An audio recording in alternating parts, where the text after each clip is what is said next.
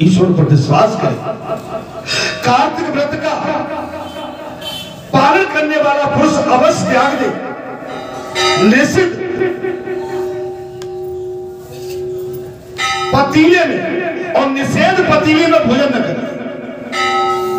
Aluminium, plastic, ये plastic के गिलास में आप चाय पीती हैं, ये मेरे गले नहीं उतरती।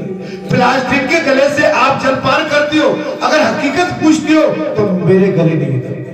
ये हो बाबा, ये निषेध बर्तन है। ये निषेध बर्तन है। ये तो आश्रमों पर रहना ही चाहिए, लेकिन क्या करें, सिस्टम ऐसा हो गया। कौन लाएगा, कौन मानेगा? लिए फेंके धोए, अरे पहले धोने में मांजने में बड़ा आनंद आता।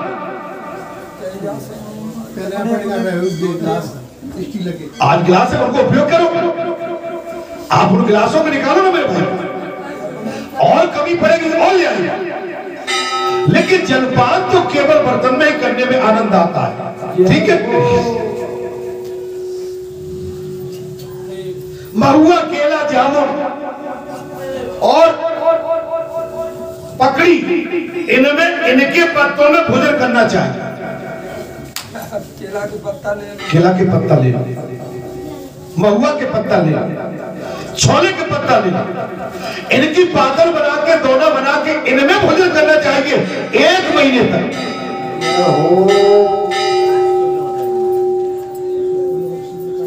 शुद्धता रहती है। मिट्टी के डबले बनवा दो, अर्थात कमल के पत्ते पर कदापि भोजन न करें। कमल के पत्ते पर कदापि भोजन न करें, क्योंकि भगवान का वास है उसमें। भगवान शयन करती है कमल पर। अर्थात कार्तिक मास आने पर जो वनवासी मुनियों के अनुसार नियमित भोजन करता है, वो चक्र पाणी भगवान विष्णु के धाम को चला जाता है। चक्र पाणी भगवान विष्णु के धाम को। देखिए, कोई भी काम करो तो नियम से होना चाहिए। आरती 5 बजे होती है, माने 5 बजे, चाहे ठंडी पड़े चाहे बरसात हो, आरती टाइम टू टाइम, उसमें चूक नहीं। माने हमारी दिनचर्या में किसी भी प्रकार का विघ्न या उतार चढ़ाव नहीं, सिस्टम सेटिंग होना चाहिए। इतने टाइम पर शयन करना, रात्रि में सोना 9 बजे के 9:15 बजे, प्रातः काल 4:30, इस समय 4:30 बजे बिस्तर छोड़,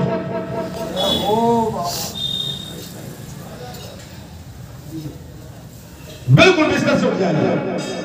आलसियों की तरह बिस्तर पर मत पड़े रहिए। मैंने कई बार कहा, आपको मेरी बात पता नहीं कहां तक आपको मेरी बात सूट करती है, स्वीकार करती है।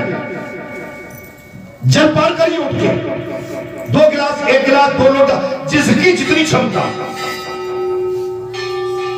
दिशा मैदान जाइए, चाय नहीं लेना है, बासे मुंह चाय बिस्किट कुछ भी नहीं लेना, केवल जल ग्रहण करना है। इस समय जाड़े में तो गुनगुना पानी कर लो, और करने की भी जरूरत नहीं है। आजकल थर्मस वगैरह आपके बोतल आ रहे हैं, गर्म पानी रखा रहता है, आप पीजिए। और सबसे पहले दिशा मैदान के बाद अपने मुंह को साफ करिए, और मुंह साफ करने के बाद ही अगर आपको चाय की तलब है तब चाय ग्रहण करें। आज मैं अपने लगभग 35-40 साल का अनुभव बताता हूं। आज तक मैंने बगैर मुंह साफ किए कभी शायद चाय पी, शायद। इससे पहले तो चाय पीना जानते ही नहीं थे, गांव में रहते थे, चाय बनती नहीं थी। नौकरी पे भी चले गए तो लंबे टाइम तक चाय नहीं पी। लेकिन हाँ, 1980 से लगभग मुझे ध्यान आता कि मैंने चाय प्रारंभ की थी। घर में नहीं बनती थी, घर में फिर भी नहीं बनती थी, बाहर नहीं मानते थे, ऑफिस में। आप समझ, आप आप अपनी व्यवस्था में टाइम टू टाइम रहें, सटीक रहना चाहिए। आपका उठने का टाइम भले ही आप सवेरे 3 बजे सोए, लेकिन 1 घंटे 1.5 घंटे में आपको फिर भी बिस्तर छोड़ना है। ये नहीं राक्षसों की भांति पड़े ऐसा रात को जगह तो कोई एहसान कर दिया, क्यों जगह दिलाते? अपने टाइम पर फिर खड़े हो जाओ। आप अपना नित्य क्रिया करने के बाद, नाश्ता पानी करने के बाद आपको नींद सताती है, थकान सताती है, 1-8 घंटे आप आराम करो। और सच्चे दरबार की नाश्ता तो आपका 8, साढ़े 8 के बीच में हो जाना चाहिए। कब? तब आप 4 बजे उठेंगे, तब जब 8 बजे उठेंगे तो नाश्ता का तो प्रश्न ही उठता है।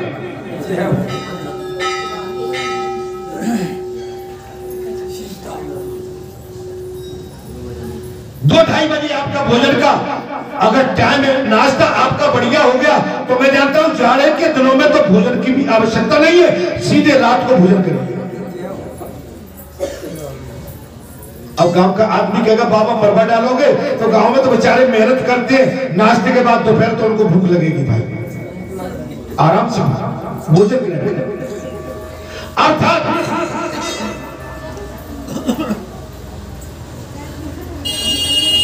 जो कार्तिक मास में भक्ति पूर्वक भगवान विष्णु को तुलसी दल समर्पित करता है, वो संसार से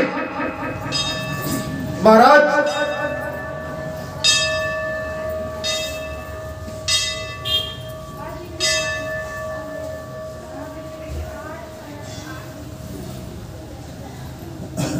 वो संसार से मुक्त हो जाता है, भगवान विष्णु के परम पद को प्राप्त करता है। भगवान को तुलसी का दल नित्य डालिए जल में, जहां आप उनको भोग निकालते उसमें, माने नित्य तुलसी का दल भगवान विष्णु के लिए दान करना आवश्यक है। रात्रि में तुलसी पर दीपक दिया बत्ती के साथ, तुलसी माता भगवती है, साक्षात लक्ष्मी स्वरूपा। इसलिए मेरा आपसे अनुरोध है कि आप करके तो देखिए। जब हम कहते हैं कि हमारे भारत देश के कंकड़ कंकड़ में शंकर है, तो तुलसी तो जागृति है, दिखती है, हरियाली है, और हमारे हर कार्य में, अच्छे कार्य में तुलसी लगती है।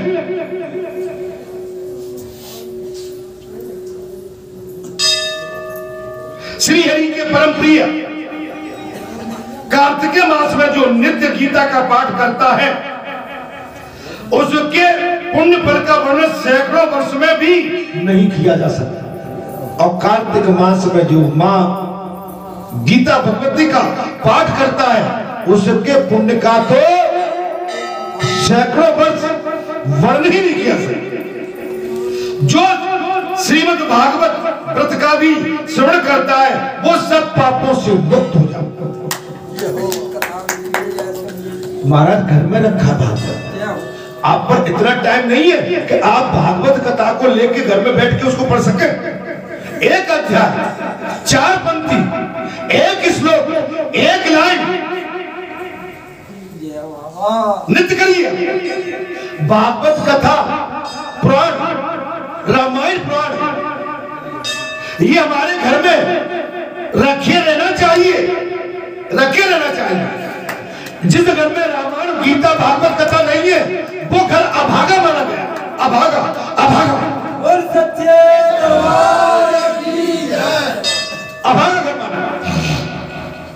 भले ही हम पढ़ने में अनपढ़ है, लेकिन वो पोथी बंदी रखी रहे हमारे पूजा में, तो भागवत और रामायण पुराण हमको आशीर्वाद देती है। ऐसे करके आप हमारी कदर तो करते हैं, आप हमारी पूजा तो करते हैं, भले ही आप अनपढ़ हैं, लेकिन आप हमारी दिया बत्ती तो करते हैं। भगवान उसमें विराजमान है। सच्चे दरबार की भागवत में भगवान श्री कृष्ण और रामायण में राम विराजमान है। इसमें हमारा क्या जाता है? क्या जाता है? हम दुनिया भर के कपड़े बदलते हैं, सूट बूट बदलते हैं, साड़ियां बदलते हैं, हम दुनिया भर के पैसे को अन्यास करवा देते हैं। पहले हमारी भारतीय संस्कृति, हमारा पुराण वेद हमारे घर में स्थापित हो, हमारे वेद पुराण हमारे घर में रहे, लाल वस्त्र में बंधे रखे रहे। आरती नित्य आप दिया बत्ती पूरे घर में करिए। आपका घर में 3 कमरे 2 कमरे जो भी है, आप अगरबत्ती दिया बत्ती सभी में घुमाइए, शंख बजाइए और शंख के बजते ही आपके दुख दर्द दूर हो जाएंगे। जी सरकार की जय। लेकिन ध्यान रखिए भाई, कौन शंख बजाए, कौन राम नाम का भजन करे। मैंने कुछ तो ऐसे देखे कि इस समय उनकी लग पड़ी है, पूर्व जन्म में उन्होंने कुछ अच्छा किया था, वो भगवान से विमुख हो गए। वो कहते हैं कि हमें तो भाई वैसे ही मिल रहा है, तो चिंता मत करो, पिछले जन्म की पूंजी आपको अभी प्राप्त हो रही है। आप इससे चूक गए तो अगले जन्म के लिए कुछ भी आपका नहीं बचता है।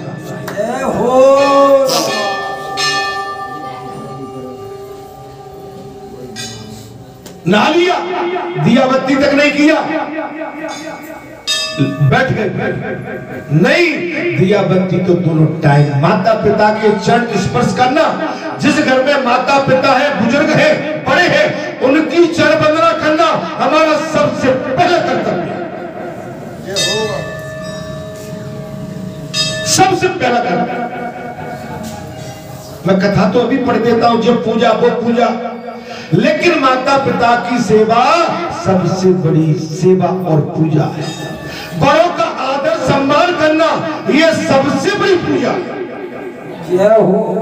छोटों को प्रेम करना, इसलिए देना, यह भी पूजा है।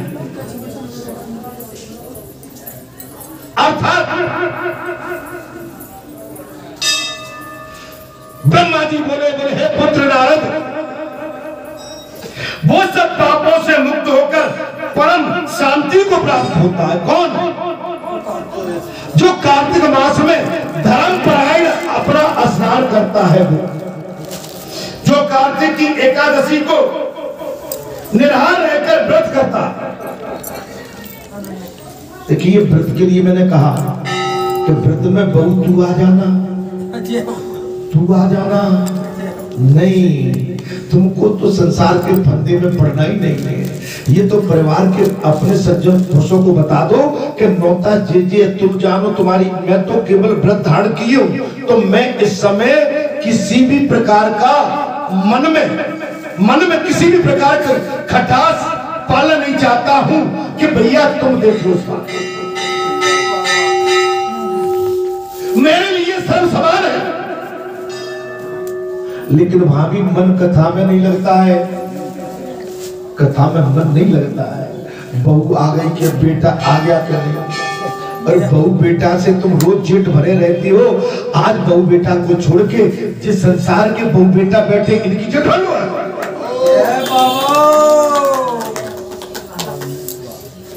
इसमें मैंने क्या गलत किया?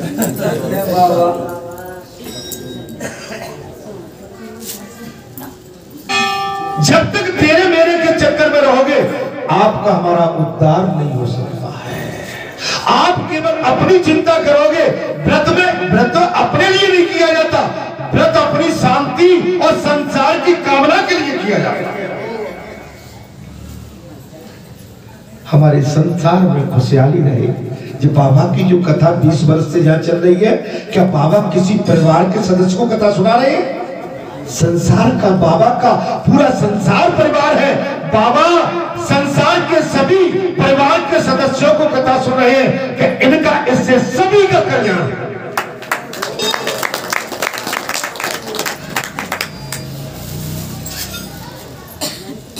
अभी कथा का आयोजन आपने किया होता, अपने नातेदार, रिश्तेदार, हितैषी, दामाद, सास ससुर, जेठ जेठानी, क्षेत्र का समाज, आप इनको निमंत्रण देते। लेकिन बाबा तो जन कल्याण की बात कर रहे हैं तो मेरा समाज तो भारत माता की धरती पर जितना भी समाज वास करता है वो संपूर्ण मेरा परिवार है और संपूर्ण परिवार का कल्याण इस कथा के माध्यम से हो। जय हो।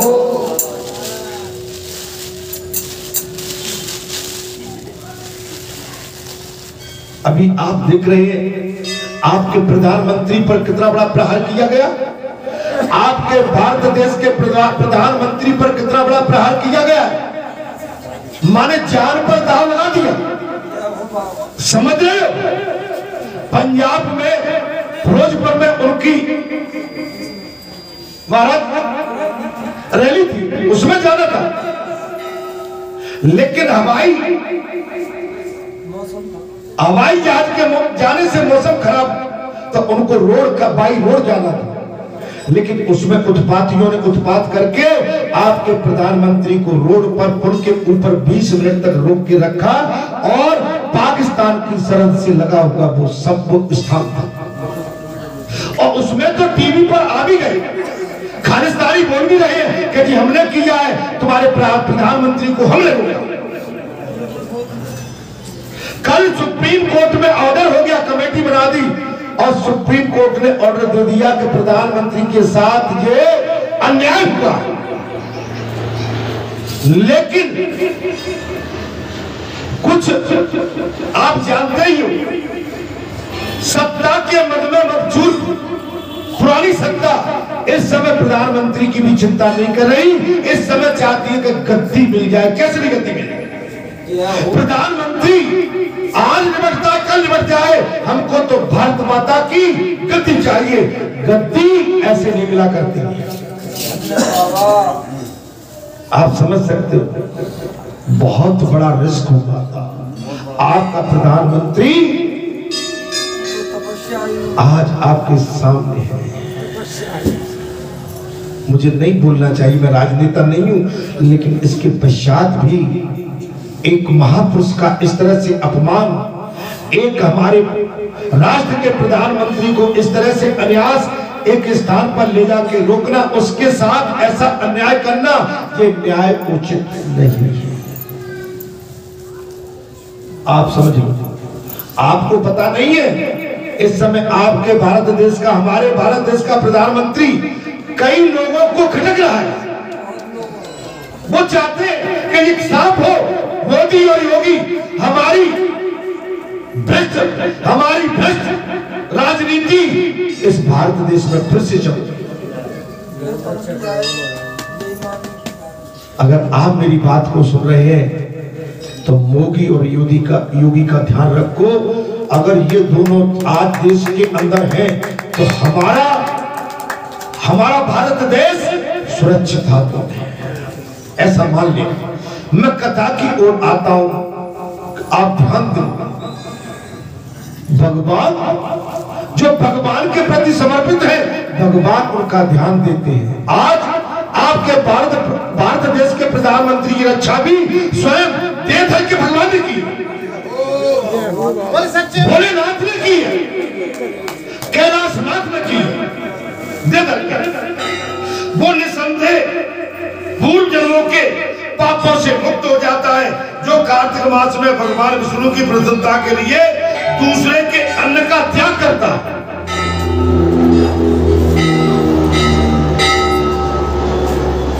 दूसरे के अन्न का त्याग, देखिए मैंने कहा ना, दूसरे का अन्न पचाना मामूली बात नहीं है। आप इस बात को गांठ बांध लें। दूसरे के घर अन्न खाना, उसको पचाना आसान बात, हाथ जोड़ो। अगर आप पर कुछ है त्याग देने के लिए, उसकी भरपाई करने के लिए, तो पालो, और कुछ है ही नहीं तो आप हट जाएंगे।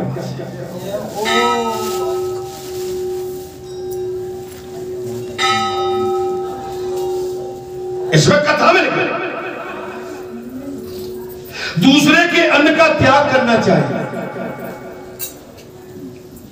वो भगवान विष्णु के प्रेम को भली भांति प्राप्त करता है। जो त्याग करके चलता है वो भगवान विष्णु के प्रेम को प्राप्त होता है। त्यागी तो पूजा है, मर्यादा ही तो पूजा है। आप मर्यादा करना नहीं जानते, भले ही गिरवा वस्त्र पहन लो, पीले पहन लो, नीले पहन लो, बड़ी दाढ़ी कर लो, छोटी दाढ़ी कर लो, बड़े बाल रखवा लो, आप कुछ भी करते रहिए आडंबर, जब तक शरणागत भाव नहीं है, त्याग भाव, अन्य के घर भोजन नहीं करना, अपने घर में अपने ही एक सदस्य के हाथ का भोजन करना, एक ही सदस्य के हाथ से, वो सदस्य नहीं है तो आप खुद बनाए। लेकिन आप लाचार बेबस होके डब्बा मंगाओ, दूसरे के घर से भोजन करो, इसके लिए शास्त्र अनुमति नहीं देता।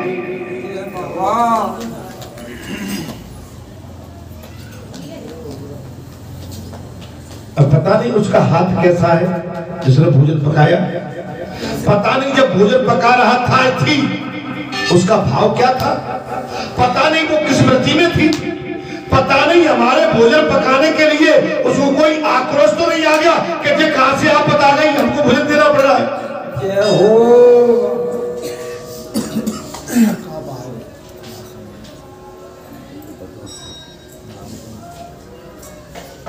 इसलिए बच्चों को एक हाथ का भोजन, एक बिस्तर पर शयन, एक हाथ का भोजन, एक बिस्तर पर शयन, एक वाणी, एक त्याग, एक प्रत्याग, एक जल का लोटा, एक ही थाली, एक ही गाड़ी और एक ही कमरा जहां आप सुकून से रह सकते। एक ही नारी जिसके साथ आपकी 7 भवन पड़ी है, एक ही नारी। अगर आपने प्रणाली पर अपना कहीं भी बल दौड़ा दिया, आप पाप के भागीदार बन जाएगा। तब तो बात बनेगा। अर्थात जो राह चलकर थके और मंदे और भोजन के समय पर घर पर आए हुए अतिथि का भक्ति पूर्वक पूजन करता है, वो सहस्त्र जन्मों के पापों का नाश कर डालता है। जो कोई थका हुआ है, भूखा है, अचानक आपके दरबार पर आ गया, आशीर्वाद, आज का भंडारा है आपका बहुत ही बढ़िया, मैंने बता दिया अतिथियों को, ठीक है जी। हमारे भैया हर महीने के अंतिम मंगलवार को यहाँ पर जो है सदावत बांटते हैं, सो आप ग्रहण करते हो, ये भी कृपा बाबा की है।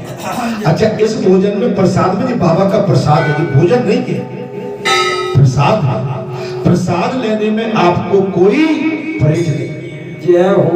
अगर यहाँ पर पंच प्रसादी बनती है उसमें लेने में कोई परहेज नहीं है, लेकिन व्यक्तिगत किसी के घर में अपन बैठ गए और उसने न कही कि भैया भोजन, हम तत्काल ही बैठे, नहीं, पता नहीं उसके घर में क्या व्यवस्था, धन्यवाद, उस समय क्या घर में सब्जी है, उस समय क्या भोजन की व्यवस्था सही टाइम पे बन सकती है। वो हमने तो कह दिया हाँ भैया, अब आपने वो तो पूछेगा ही, लेकिन नहीं भैया, हम पूर्ण हैं, जल पी लिया पर्याप्त है, आगे कभी मौका लगेगा तो निश्चित आपके घर में भोजन पाएंगे। बचिए, और जिसमें बेटी के घर भोजन करना तो माँ बाप क्या हो, आजकल तो बेटियों का खा रहे हैं, आजकल तो घोर संसार में बेटियों का धन और भोजन दोनों खा रहे। बेटी को विश्वास है हमारे माता पिता के पास हमारा धन सुरक्षित है, और उस माता पिता ने धन लिया, लेकिन बाद में वह धन के पीछे माता पिता में बिगड़ जाते।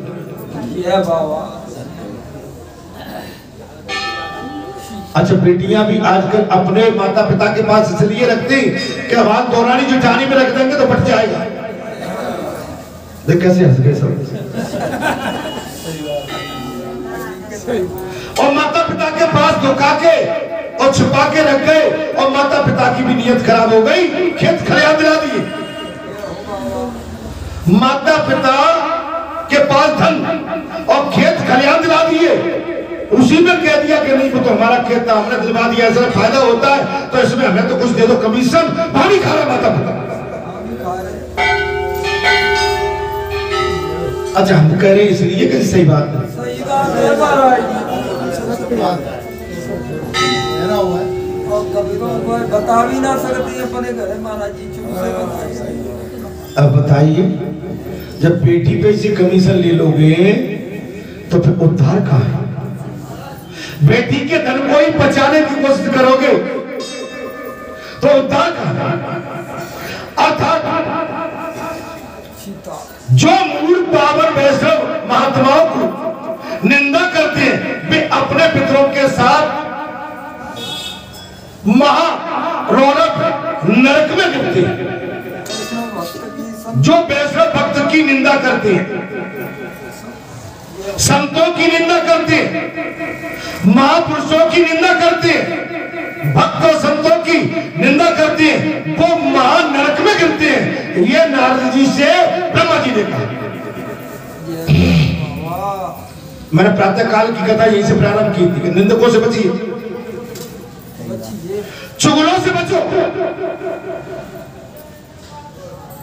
महाराज चुगल ऐसे होते हैं कि अपने पाप का पिटारा जो संत महात्मा होते हैं उस पर ही फोड़ देते हैं।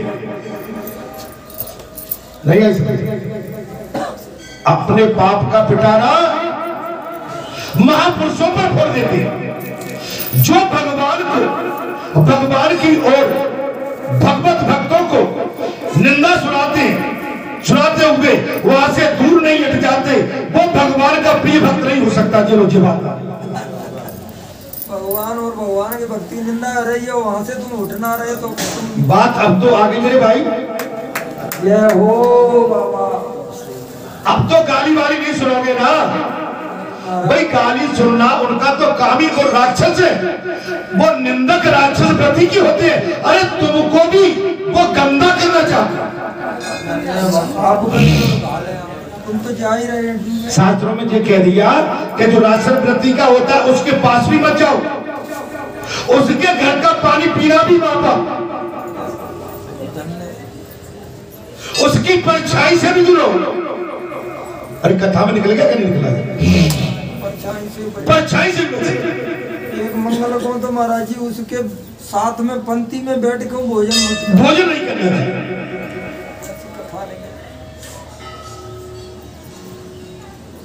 पंक्ति दोष लग गया, वो भगवान का प्रिय भक्त नहीं हो सकता।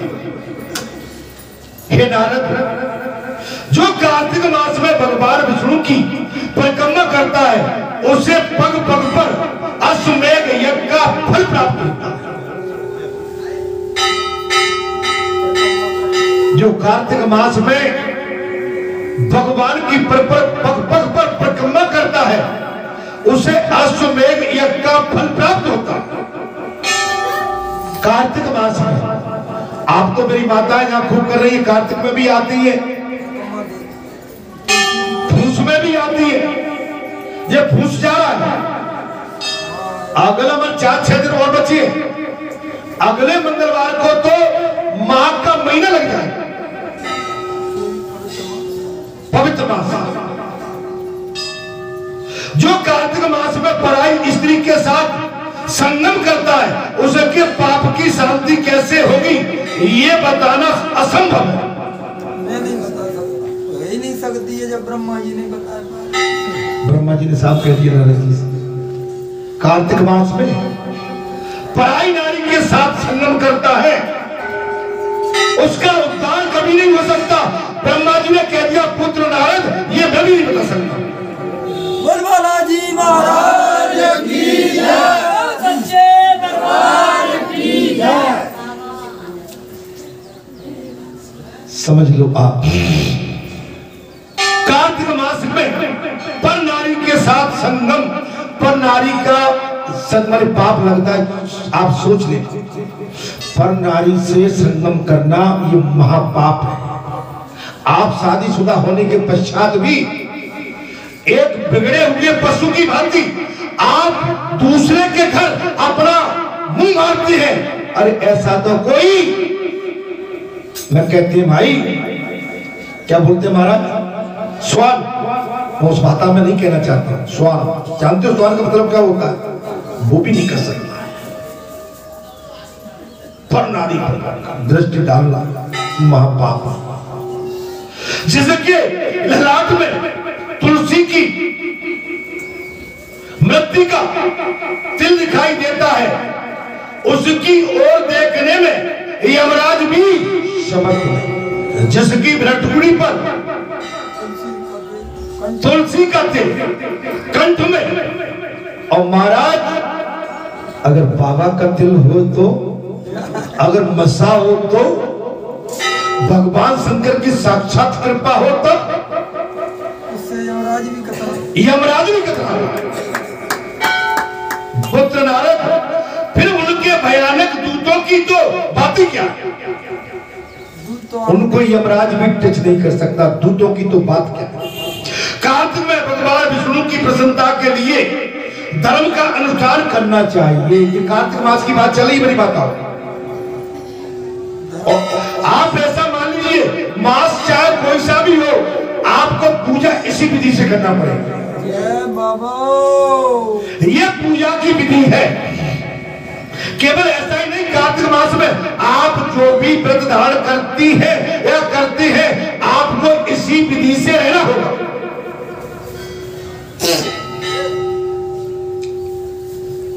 हमारी माताएं पहले तो ये अपने दिमाग में बिठा ले कि वो अपने के लिए पहले टूटती है, वहां से थोड़ी सी अपना अपना होता है। मैं उनके लिए मने नहीं कर रहा हूं। पहले ब्राह्मण, पहले महापुरुष, सदपुरुष, त्यागी पुरुष, बैरागी माता, बहन बेटी, नंबर 5। इसके बाद में हमारा पारिवारिक गलबुहार, सामाजिक गलबुहार, उनको मन नहीं करना बुराई है, लेकिन उसके बाद उन्हीं के साथ पहले अतिथि,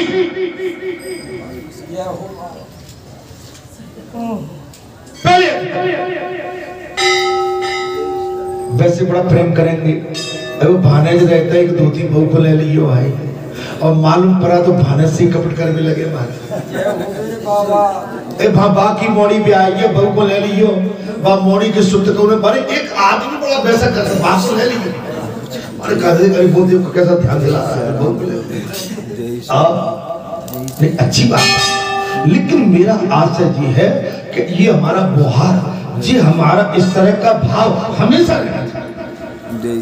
भाव में किसी भी तरह का उतार चढ़ाव नहीं आना चाहिए। जय श्री राम प्रभु। भाव में हमेशा समानता रहना चाहिए। जय श्री राम प्रभु जी की। अर्थात जय श्री राम प्रभु। जय जो ब्राह्मण कार्तिक मास में गभस्तेश्वर के समीप सती रुद्री का जाप करता है, उसके मंत्र की सिद्धि होती है।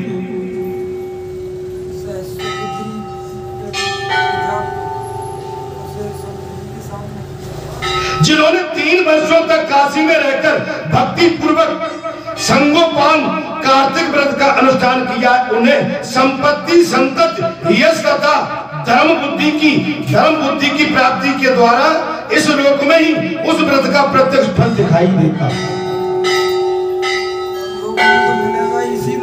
पर लोक की तो बात क्या है, जिन्होंने 3 वर्षों तक काशी में रहकर, ध्यान से सुनिए, भक्ति पूर्वक सांगोपान कार्तिक व्रत का अनुष्ठान किया है, उन्हें संपत्ति और संतान, यश तथा धर्म बुद्धि की प्राप्ति के द्वारा इस लोक में ही व्रत का प्रत्यक्ष प्रमाण है और फल प्राप्त दिखाई दे। कार्तिक में प्याज, शंख, सिंघाड़ा, सेज, बेर, राई, नशीली वस्तु और चूड़ा, नमकीन, इन सब का उपयोग न करें। समझ में आ गई? सिंघाड़े की मने बिल्कुल मने। ये तो महाराज आजकल चावल की खीर बना लेते हैं। अरे जब तुम व्रत कर ही रहे हो तो चावल की खीर क्यों खाते हो भाई? सिंघाड़े के लिए क्यों मरे जा रहे हो?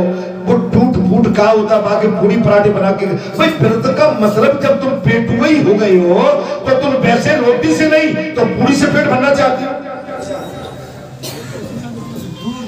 भाई दूध की महाराज, दूध की भी आवश्यकता नहीं है, आप तो फल फला लीजिए।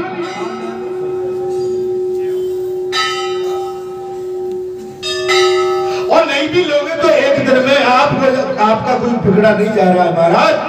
बोल बालाजी सरकार की जय।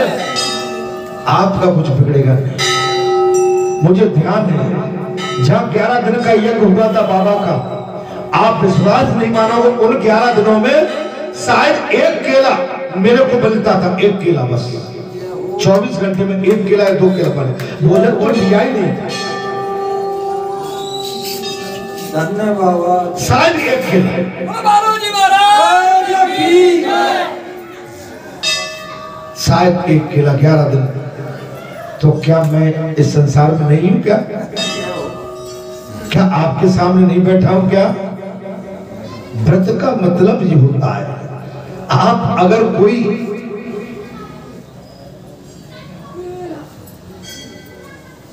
धार्मिक अनुष्ठान करना चाहते हैं तो आपके पास त्याग करने की क्षमता नहीं है, तो आपका वो संकल्प पूरा नहीं हो पाएगा। पहले त्याग, उस समय मुझे आज ध्यान में इसलिए कह रहा हूं कि उस समय जब ये यज्ञ इतना बड़ा यज्ञ चल रहा था तो ये नहीं था कि मेरी पत्नी कहाँ है, मेरा पुत्र कहाँ है, मेरी बेटी कहाँ है, मेरा बेटा कहाँ है, ये तो ध्यान में बात थी नहीं महाराज। कहाँ पता ही नहीं कौन कहाँ है। वहां तो जिस संसार के मेरा जितना समाज आए थे, मेरे भक्त संत आए थे, इनकी चिंता में था प्रभु इनका कल्याण हो जाएगी,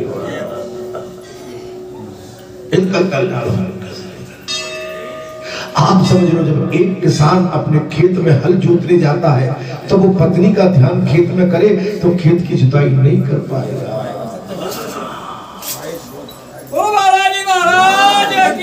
किसान मन लगा के जुताई करेगा तभी खेत की जुताई हो पाएगी। तो एक साधक, एक त्यागी, एक बैरागी अगर वो चाहे कि मेरी पूजा भी चलती रहे और मैं घर परिवार में अपने परिवार को भी याद करता रहूं, तो एक म्याल में 2 तलवार नहीं जा सकती, नहीं जा सकती है। आपको बचना पड़ेगा इससे। अर्जुन की भांति आपका लक्ष्य होना चाहिए। अगर आपका लक्ष्य निष्ठावान है तो आप सफल होगे, आप उसमें पास होगे, मैं गारंटी देता हूं इस बात की।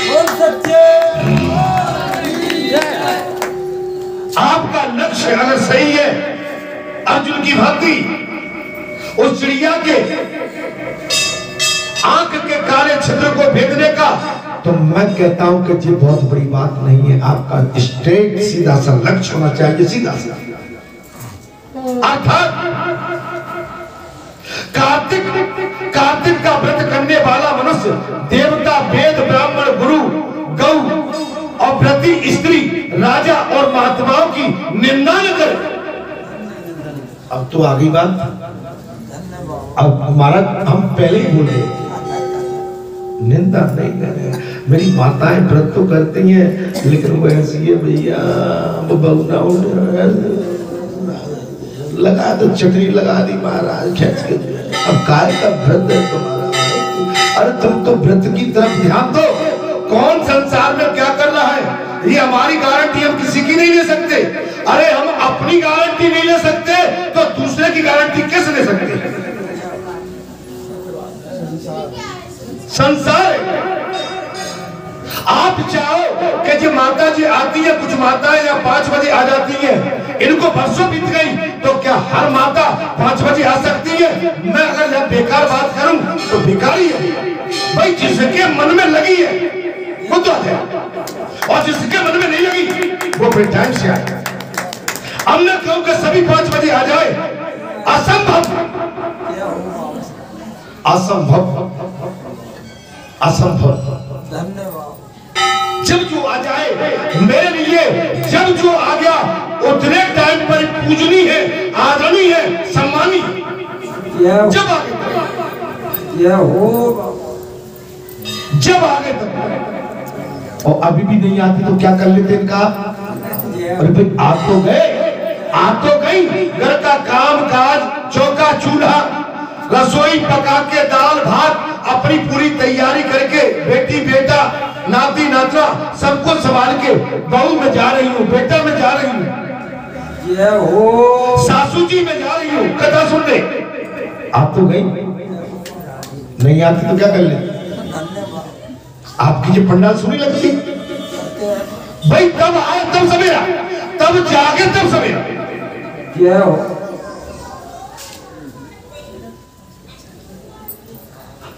अगर पूरा संसार, महाराज अर्जुन को गांडीवधारी क्यों बोला गया है?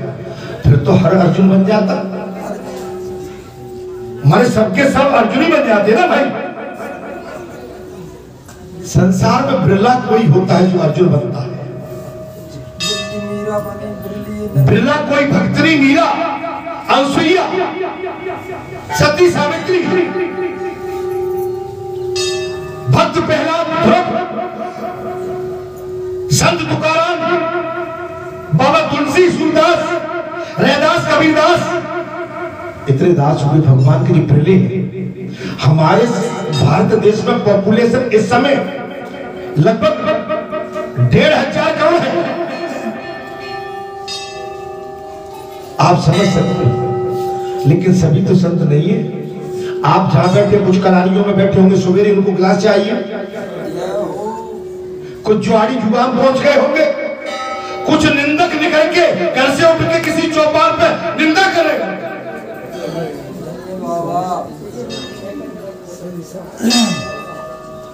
कुछ व्यभिचारी बेश्याओं के पास में जाके अपना काला मुंह कर रहे होंगे।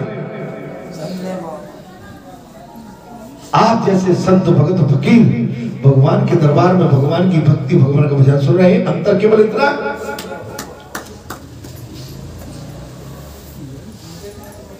संसार बैलेंस में है, अनबैलेंस नहीं है।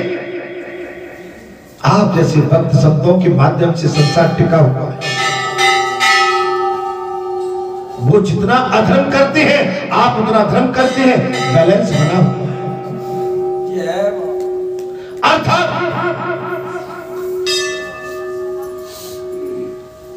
कार्तिक मास का व्रत करने वाला मनुष्य, देवता, वेद, ब्राह्मण, गुरु और गौ, व्रती स्त्री, राजा और महात्माओं की निंदा न करे। कार्तिक में केवल नरक चतुर्दशी, दीपावली के एक रोज पहले जो शरीर में तेल लगाना चाहे, उसके सिवाय और किसी दिन व्रती मनुष्य शरीर में तेल तक न लगाए।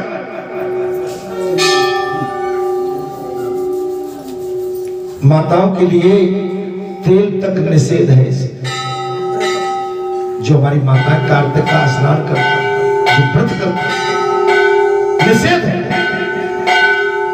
नालिका, मूली, कुम्हाड़ा, कैथ, इसका भी त्याग करे। और रजस्वला, चंडाल, मलेच्छ, पतित, व्रतहीन, ब्राह्मणी, ब्राह्मण, देशी और वेद बहिष्कृत लोगों से भी व्रती मनुष्य बातचीत न करे। आप समझ सकते, उत्पाती जो दारू पीते हैं, नशे करते हैं। कोई माता अभी कहा जैसे मासिक धर्म से, उससे भी पाप करे, दूरी बनाकर रखी। तब ब्रह्मा जी कहते हैं स्त्रियों और पुरुषों के जन्म से लेकर जो पाप किया है पुत्र नारद, वो सब कार्तिक मास की दीपदान से नष्ट हो जाता है। अगर संयम से व्रत कर ले तब दिया रखे और दीपदान करने से उसका पाप नष्ट हो जाता है। इस विषय में तुमसे एक प्राचीन इतिहास का वर्णन करता हूं पुत्र नारद। पूर्व काल में द्रविड़ देश में एक व्रत नामक ब्राह्मण रहता था। उसकी स्त्री बड़ी दुष्टा और दुराचार परायण थी। उसके संसर्ग दोष से पति की आयु क्षीण हो गई। अगर पत्नी दोष करती है, पत्नी उत्पात करती है, अगर किसी का पति धर्मात्मा है, धर्म परायण है, भक्ति परायण है, निष्ठा परायण है और पत्नी उतरी उत्पाती है, वो आपकी हर बात पर संदेह करना, आपकी भक्ति पर संदेह करना, आपके दान पर संदेह करना, आपके भजन पर संदेह करना, तो उसकी वो खराब प्रति से आपकी आयु क्षीण हो गई।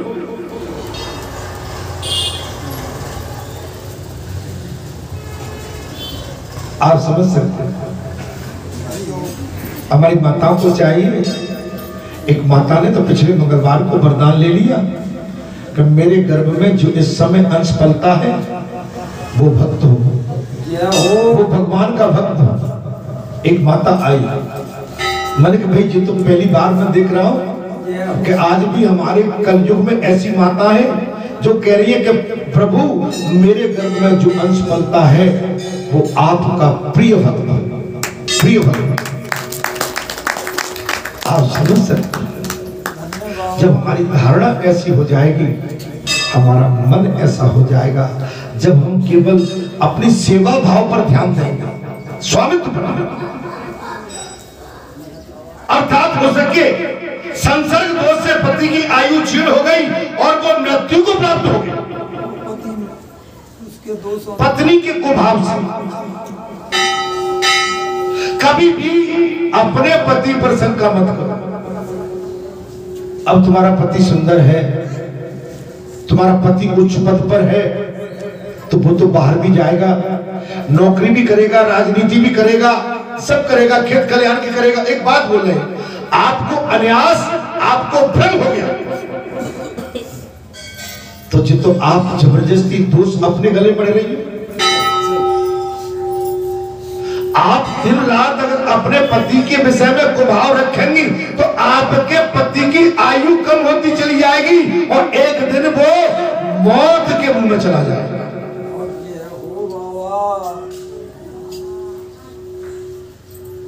नहीं आई समझ में। माता जानकी एकांत में बैठी हुई थी और एकांत में बैठी बैठी अपनी मांग में सिंदूर भर रही थी। इतने में हनुमान जी महाराज आ जाते हैं। मैया ये आप क्या कर रहे हो? बोले पुत्र हनुमान, मैं अपने स्वामी और तुम्हारे स्वामी भगवान राम की दीर्घ आयु के लिए ये अपनी मांग में सिंदूर भरती हूँ। हनुमान जी ने कहा मैं ये, अब मेरी बात समझ में आ गई। वही मैं सोचता था कि मैं इतनी सब सेवा भगवान राम जी की करता हूँ, स्वामी की, फिर भी मैया मुझसे अधिक आपसे प्रेम करते हैं। बस हनुमान उछल गए, उसी समय अपने पूरे शरीर में सिंदूर लगा के और भगवान के सामने प्रकट हो गए। भगवान रघुनाथ ने देखा, हनुमान जी तुमने क्या आडंबर, क्या ढोंग बना रखा है, ये क्या किया है? बोले प्रभु आपकी प्रसन्नता के लिए ये मंत्र मैंने माता से सुना है, इसलिए आप मुझ पर सदैव प्रसन्न हो, आपकी दीर्घायु हो। मैया तो थोड़ा सा लगाती थी, मैंने तो आपकी दीर्घायु के लिए अपना पूरा शरीर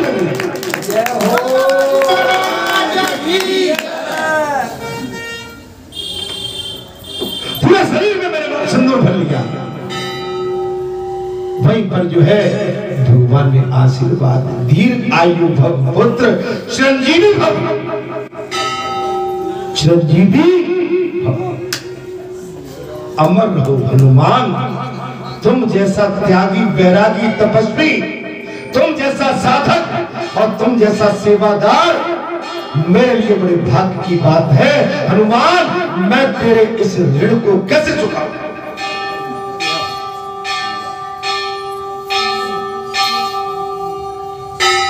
आप या माता पिता की सेवा करें या समाज सेवा करें या देश सेवा करें, इसमें समर्पित भाव होना चाहिए। आपके अंदर ये नहीं होना चाहिए कि सेवा का फल मुझे क्या मिलेगा, ये ईश्वर पर छोड़ देना। आपका भाव केवल सेवा भाव रहना चाहिए। फल तो परमात्मा देते हैं, फल की चिंता मत करो। आप जैसे कर्म करोगे वैसा फल भगवान देगा, आप ईश्वर पर छोड़। जैसे कर्म करेगा वैसे फल देगा भगवान। यह गीता का ज्ञान। आप कर्म अच्छे करें, अर्थात मृत्यु को प्राप्त हुआ। पति के मर जाने पर वो विशेष रूप से व्यभिचार में लग गई और गंदी आदत पड़ गई, वेश्यावृत्ति धारण कर ली, व्यभिचार का। पति के मर जाने के बाद वो स्त्री और व्यभिचार में लग गई और उसकी लोक निंदा से तनिक भी लज्जा नहीं आई, लोग लाज नहीं करते। उसकी लोक निंदा होने लगी, लेकिन इसके पश्चात भी वो उससे बाज नहीं आई। अर्थात उसके न तो कोई पुत्र था न कोई भाई, वो सदा भिक्षा के अन्न का भोजन करने लगी, अंत में मांग के खाने लगी। वृद्ध अवस्था आ गई, अंत में कोई परिवार का कोई नहीं था और भिक्षा मांग के अपनी पूर्ति करने लगी। अपने हाथ से बनाए हुए शुद्ध और स्वल्प अन्न को भी कभी न खाकर मांग कर लाए हुए बासी अन्न को ही खाती थी। अपने हाथ से नहीं बनाती, अपने हाथ से घर में नहीं बनाती थी, आदत पड़ गई कि घर से लाके नहीं बनाना, मांग के खाना। दूसरे के घर रसोई बनाया करती थी और तीर्थ यात्रा आदि से दूर रहती थी, उसके कभी कताबी नहीं सुनी। धन्यवाद। उस स्त्री ने पुत्र नारद कभी कथा तक नहीं सुनी। एक दिन तीर्थ यात्रा में लगा हुआ कोई विद्वान ब्राह्मण उसके घर पर आया, उसका नाम था कुतस था। उसको व्यभिचार में आसक्त देकर उस ब्राह्मण श्रेष्ठ ने कुतस ने कहा, अहो मूढ़ नारी, तुम मेरी बात को ध्यान देकर सुन। अहो मूढ़ नारी, मूर्ख नारी, तू मेरी बात को ध्यान देकर सुन। पृथ्वी आदि 5 भूतों से बने हुए और पीप एवं रक्त से बने हुए इस शरीर को, जो केवल दुख का ही कारण है, तू क्यों पोषती है? क्यों पोषती है? ये पाल रही है। क्यों पाल रही है? अरे ये देह पाने के लिए बुलबुले के समान है, देह पाना एक बुलबुले के समान है। एक इसका नाम निशान नाश होकर निश्चित है। ये अनित्य शरीर को यदि तू नित्य मानती है तो अपने मन में बैठे हुए इस मोह को विचार पूर्वक त्याग दे और सबसे श्रेष्ठ देवता भगवान विष्णु का चिंतन कर और उन्हीं की लीला कथा की आदर पूर्वक सुन। जब कार्तिक आवे तब भगवान दामोदर के प्रति प्रीति के लिए स्नान दान आदि कर दीप दान दे। भगवान विष्णु की परिक्रमा करके उन्हें प्रणाम कर और ये व्रत विधवा और सौभाग्यवती सभी स्त्रियों के करने योग्य। विधवा ये सौभाग्यवती ये व्रत सभी कर सकते, करने योग्य। ये सब पापों की शांति और समस्त उपद्रवों का नाश करने वाला है। कार्तिक मास निश्चित ही दीप दान भगवान विष्णु की प्रसन्नता बढ़ाने वाला है।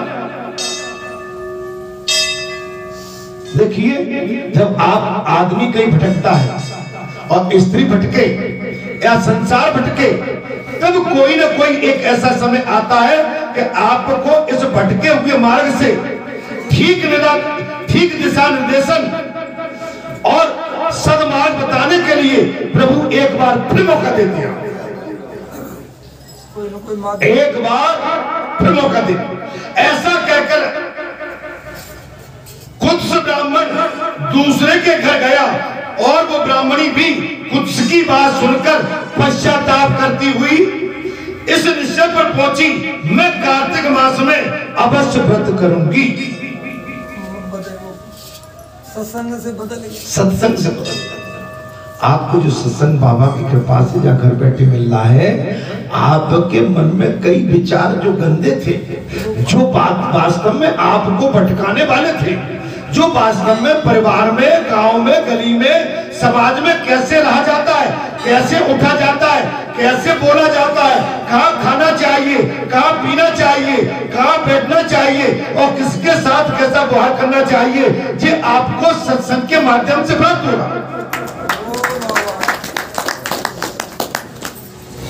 तत्पश्चात कार्तिक मास आने पर उसने पूरे महीने भर व्रत, सूर्योदय काल में स्नान और दीपदान किया। हमारा जैसा उन ब्राह्मण देवता ने बताया था, उस ब्राह्मणी ने ठीक है में 1 महीने बाद 1 महीने कार्तिक मास का व्रत किया।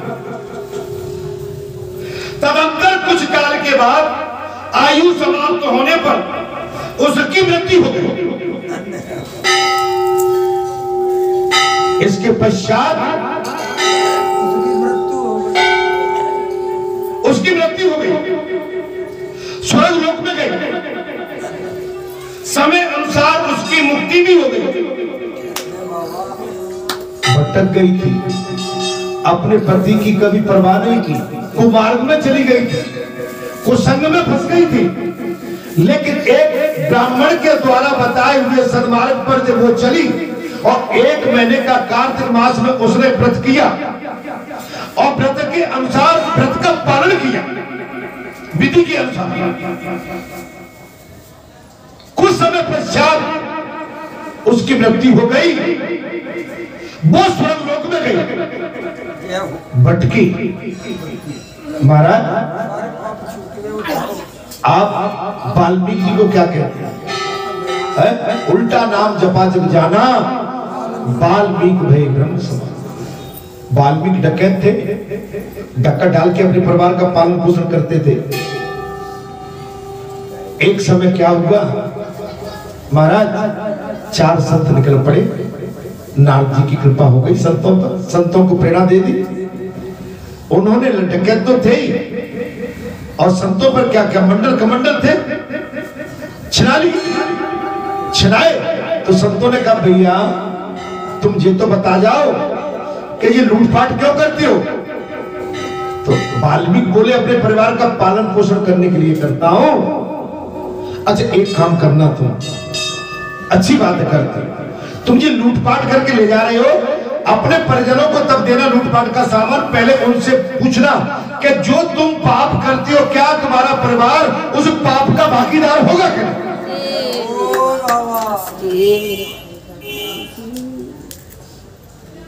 वाल्मीकि लूटपाट करके ले गए उन संतों से महाराज, और परिवार तो बैठा ही था भैया, लुटेरे है ना, लुटे हुए सामान को बैठे रहते परिवार, क्या ले आए आप, इससे अपना पालन पोषण होगा।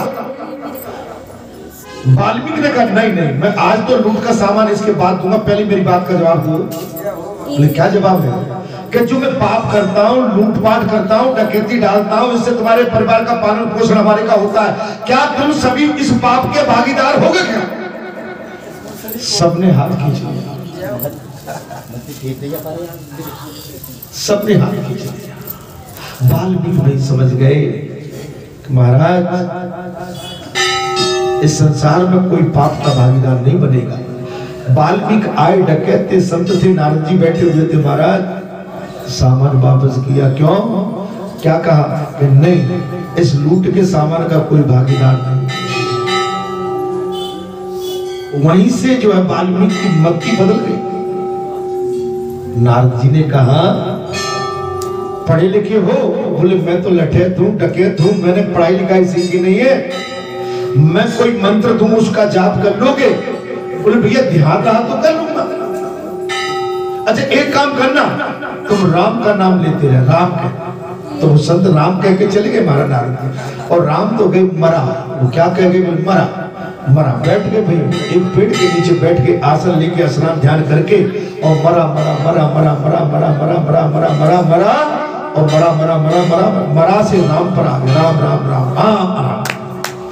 वाल्मीकि जो है भक्ति में इतने लीन हो गए महाराज, जिस वृक्ष के नीचे, बड़ वृक्ष के नीचे बैठे थे महाराज, बैठे ही रहे।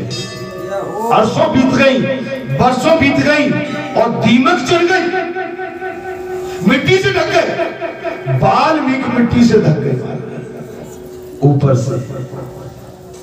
अब आप समझ लो महाराज, ब्रह्म से डोर जुड़ गई महाराज। भगवान ने आशीर्वाद दे दिया, तथास्तु तुम्हारी पूजा, तुम्हारा त्याग, तुम्हारा बैराग सफल हो।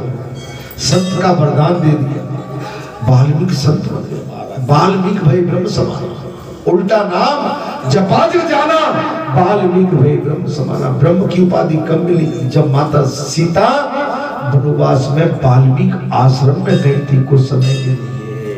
उनके गर्भ में उस समय भगवान राम का अंश पलता था। माता देवी सीता दुखियारी वाल्मीकि आश्रम में रहती थी।